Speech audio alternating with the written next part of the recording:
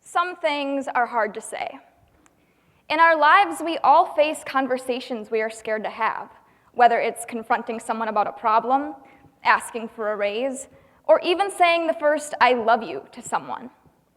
And that can be really frustrating, because oftentimes the words we just can't seem to get out are the ones we need to say in order to get what we want. So we are given a choice: speak and risk rejection, or stay silent and never move forward. So oftentimes, the choice of whether or not to speak up about something can be a double-edged sword. Now, I am not timid by any means. I'm a theater major. I'm more comfortable talking to a crowd like you than I am being in one. But in the last few years, I have faced many situations where I was rendered speechless due to intimidation, anxiety, or just plain fear. And people might find that surprising about me, because for the last year, I have traveled the state of Wisconsin as a motivational speaker to high school students. People probably wouldn't assume that for years I was terrified of talking, because my very career itself revolves around it. But public speaking is a lot different than private conversation. In a speech, you can be as articulate and precise as you want. It's all laid out there for you, and you just have to deliver it. But you can't rehearse private conversation. There's no guarantee that you'll say the most clever thing at the perfect moment, or that the other person won't look at you like you're crazy. You are on your own. And for some people, that can be really hard. In fact, some people are crippled by the fear of being judged during conversation. And as one of those people, I can tell you that the more unpredictable and uncontrollable our lives become, the quieter we become. My life didn't become that unpredictable until just before I turned 16. Up until that point, I had been pretty stable. But that summer, the most inconceivable, life-altering, mind-blowing event of my teenage life occurred. I met a boy. A real, live, actual boy, and God, what a boy he was. He had a face that should have been on billboards and a voice like Sinatra. If you don't understand what I'm saying, the boy was hot. I'm gonna call him Joe. And to me, Joe was about as perfect could get. I felt unworthy standing next to him. I had been self-conscious about my looks for a long time, and I rarely considered that anyone, let alone this wonder boy with brown eyes, would think that my scrawny frame and deer-in-the-headlights face would be attractive. But then, the wave of unpredictability hit, and Joe told me he was into me. And I had the normal teenage girl reaction. I flipped out. I had never had a boyfriend before, and things like this never happened to me. It was perfect. But, like many summer flings turn out to be, Joe's and my courtship was rather tumultuous. He had been my first kiss, which I had built up in my head to be this end-all, be-all experience. But in the moment, I was a nervous wreck. And after the moment, I couldn't even look at Joe. We didn't talk for weeks, and I figured we were done. But later that summer, Joe made it very clear to me at a pool party that he was not finished. He tried more than once to cross boundaries with me that I was not ready to cross. And I was so confused. I really liked Joe, but I wanted him to stop, but I didn't want him to think that I was lame. So I just froze, and I said it was fine. But it was not fine. It was humiliating. And I left that party feeling confused, bewildered, and judged for the fact that I was still nuts about this guy. So sophomore year started, and I was devastated over Joe. We didn't talk for almost an entire year, and I'm not the type to let a guy get to me, but Joe was the itch that I couldn't scratch. It was teenagery and stupid, and talking to my friends about it made me feel teenagery and stupid. So I just stopped talking about it. I just sucked it up, put the memories of the first kiss, the pool party, and whatever else away, and I kept moving. But then in my junior year, life took another unexpected turn when Joe and I reconnected.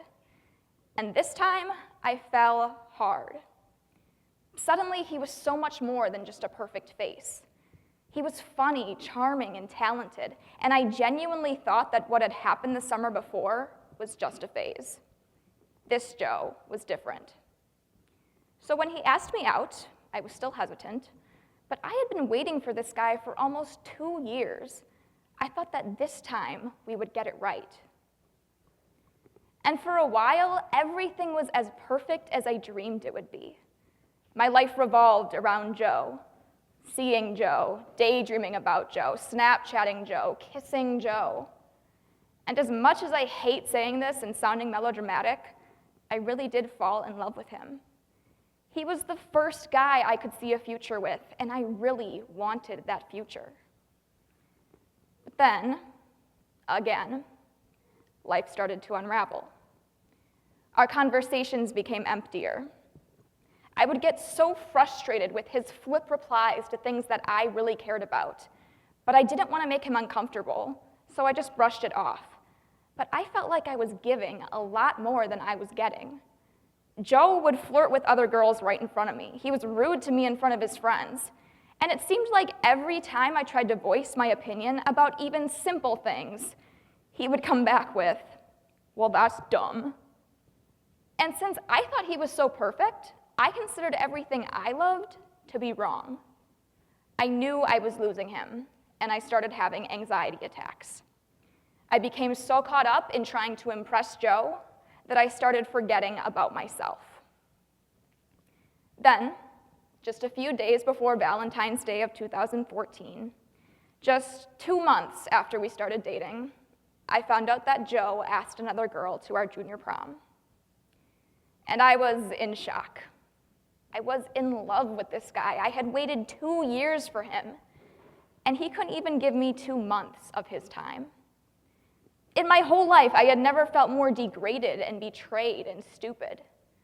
So I ended it that night, and just like that, the future that I had imagined for myself, one with Joe and babies and a big white house, was gone. And for the next few months, I went numb. It felt like my life wasn't real. I had gone from obsessing about Joe's every move to not speaking to him at all. It was like he died. And when school ended, I had nothing to busy myself with, so I would cower away in my room and cry. I thought if I told people how I felt, no one would take me seriously. So I just sucked it up, and I dealt with it on my own. When my senior year started, I was at my wit's end. I knew I had to get out of the hole that I had been in all summer. And there was a leadership group at my school that I was really curious about, so I went to a few meetings, and eventually I became president of that group. And my first order of business was to create an anti-bullying event for October. Bullying is an interesting subject for me because I've been on both sides of it. I've been bullied before, but I've also dished it out to people in turn. And I really cared about this group, and I wanted to make a big event. So I decided that I was going to give my first motivational speech ever to my entire high school. No pressure. In that speech, I talked about my insecurities, my own experiences with bullying, and how I found the strength to stop bullying. And people loved it. I was on TV, interviewed in the paper, and best of all, kids really took that speech to heart. It was invigorating to put myself in such a vulnerable position and then be met with such a positive response. I was amazed at how much my words could do and by how much social status it gave me in such a short amount of time. People started calling me Miss Perfect, and I didn't love that, but I took it as a compliment. I was on top of the world. But with my new reputation came big responsibilities. Anytime someone needed a leader for a project, I was the go-to girl. And I didn't want to say no. I was Miss Perfect, so I could handle anything, right? Pretty soon, I was writing the school newspaper, running a variety show, taking dance lessons, AP classes, working, filling out scholarships, and by December, it felt like I was running the school. and I had no margin for error. Getting something wrong would mean risking my perfect exterior, and I could not lose that. I was exhausted, and in the rare moments of peace, I was still thinking about Joe. Outside, I was lighter than air. Inside, I was breaking. And my method of dealing with everything worked like this: tell no one. If people found out that Miss Perfect was crying in her room every night, the jig would have been up. So I kept silent. But just a few days before Christmas break, I cracked. I broke down crying and I couldn't stop. And ironically, that happened in the middle of my AP psychology class. So I ran out of the room, my parents were called, and finally, after almost 3 years of holding everything in, I let it all out. And it was relieving to have finally admitted the truth, but it didn't come without consequences. Christmas break began with me telling my family that I was not okay, and it ended with me attending my first sessions of cognitive behavioral therapy, where I was diagnosed with depression and social anxiety. The beginning of my recovery was excruciating. Confronting emotions that I had been swallowing for so long with my therapist felt like being naked in a room with someone I had just met. And then I'd have to go back and relay it all to my family, or go back to school and pretend like I hadn't just been crying, or even go back to AP Psych and learn about the very things I was going through. It was incredibly hard, and I didn't want anyone to know. Therapy was helping me tremendously, but there was still a huge disconnect between the perfect, smiley girl I was at school and the anxious, depressive one who came out in therapy. And I thought if I told people who I really was, they wouldn't believe me. So as time went on, I started having more success with motivational speaking. And for many of those ventures, I talked about depression and my recovery process. And instead of being met with rejection or ridicule like I was afraid of, I received nothing but the warmest empathy from my audiences. Kids were telling me their own stories of adversity simply because I had shared mine. And all of that got me thinking, if I could tell hundreds of strangers about the part of my life that I was most ashamed of, what was so hard about telling the rest of my friends and those who already cared about me the real truth? So pretty soon, I started talking. And I started small with just a few friends, and then a few more. And it brought me closer to them than we had ever been before. Knowing that I had an army of true, devoted friends to help me on my worst days made such a difference, and it literally killed my anxiety. I stopped thinking about Joe, stopped trying to be perfect, and instead started living life for the only person I ever should have lived it for: myself. Life is unpredictable.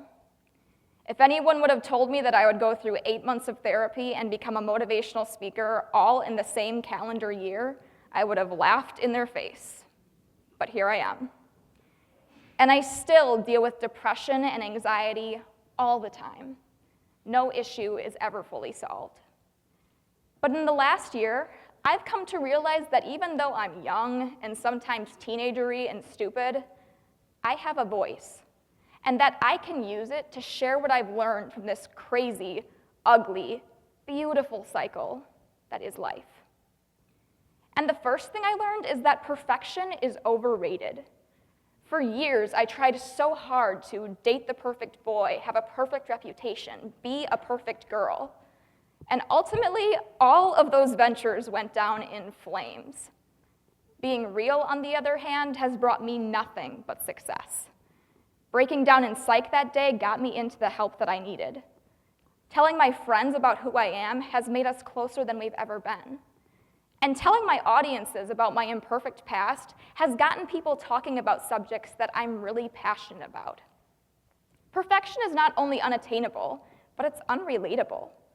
No one is perfect, thus no one can relate to a perfect person. But everyone has flaws. And in my experience, people don't care if you're a little rough around the edges. Maybe I'm naive, but I truly believe that if you're kind, caring, and honest with people, you can make friends with anyone. And anyone who still expects you to be perfect on top of all of that isn't worth your time anyway. The next thing I learned is that vulnerability is crucial to finding yourself. Andrew Solomon, an award-winning writer and lecturer, writes in one of his testimonies that by choosing to avoid situations that make us vulnerable, we forge meaning into our lives. But life doesn't have time for that. Life is going to be unpredictable and force you into situations where you're uncomfortable. But instead of running from those situations, we should do what University of Houston researcher Brené Brown says to do and lean into the discomfort of life. It took me years to tell someone that I was not okay, but if I hadn't, I would probably still be crying in my room. We need more bravery. So embrace the situations that make you squirm and give them hell. You don't gain muscle by staying out of the weight room, and you won't gain personal strength if you only choose to look at the pretty parts of life. So psychoanalyze yourself, confront the emotions and the people you need to confront, and you will find the you you're supposed to be. The last thing I learned is probably the most obvious thing, but I'm going to be vulnerable and imperfect and maybe even look a little stupid and tell you anyway. And the thing is that you have to talk to get what you need. We were all given these things called mouths and hands and these gifts called speech and signing. And as somebody who went silent for years, I'm telling you, use them.